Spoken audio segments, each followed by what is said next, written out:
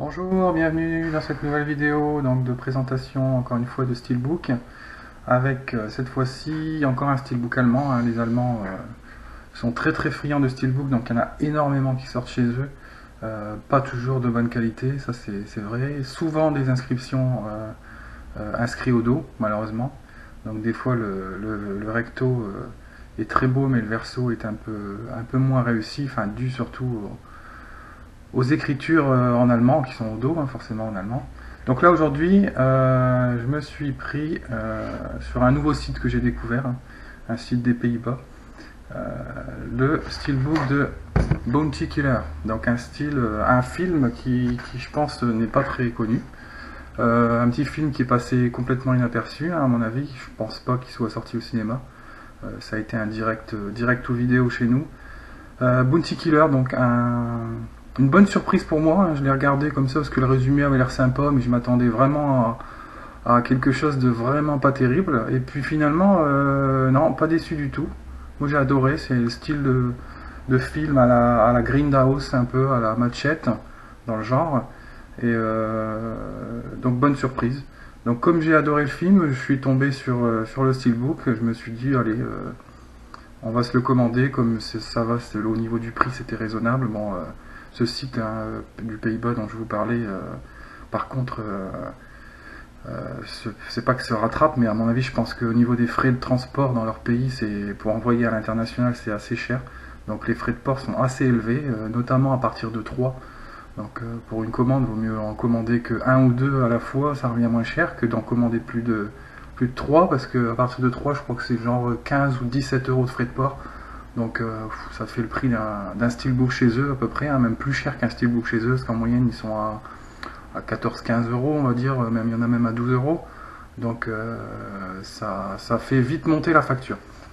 Donc le Steelbook de Bounty Killer. Alors l'originalité de ce Steelbook, donc déjà il est glossy.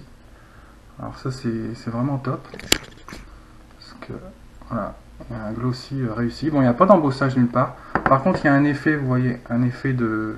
C'est pas qu'il a été abîmé, c'est l'effet voulu pour faire vieilli, donc comme des marques d'usure sur la peinture. Et donc l'originalité, je vous disais, de ce Steelbook, c'est qu'il n'y a pas de verso.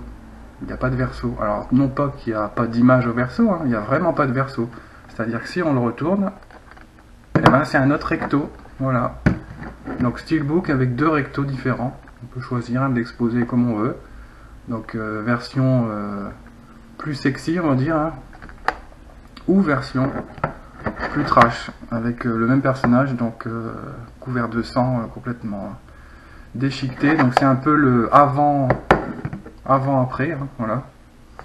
Donc au niveau de l'artwork interne, bon il y en a un bien sûr. Donc moi j'ai remplacé le disque parce que le disque, donc j'ai mis le disque français, puisque le disque ne comportait pas de français. La sérigraphie du disque original était sympa, parce que ça reprenait ici, ce personnage ici qu'on voit là, avec l'espèce de tête de mort. Donc les yeux et la bouche en gros, donc c'était sympa. D'ailleurs qu'on retrouve ici aussi. Donc je vous dirai pas qui c'est, parce que si vous voulez voir le film, ça va vous spoiler un petit peu l'histoire. Donc très beau, très belle, enfin très belle. Artwork interne sympa, on va dire. Bon, il y a eu mieux.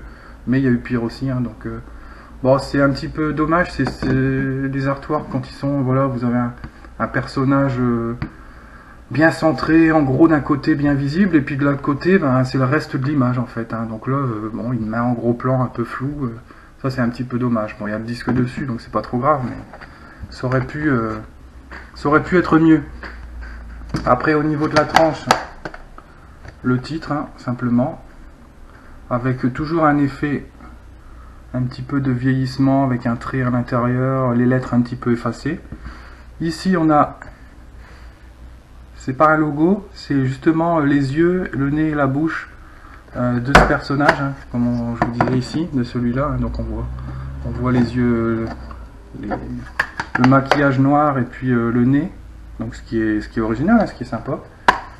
C'est un petit plus, c'est toujours des petits détails qui font que on se dit que ça a été quand même un minimum travaillé au niveau du design, quoi.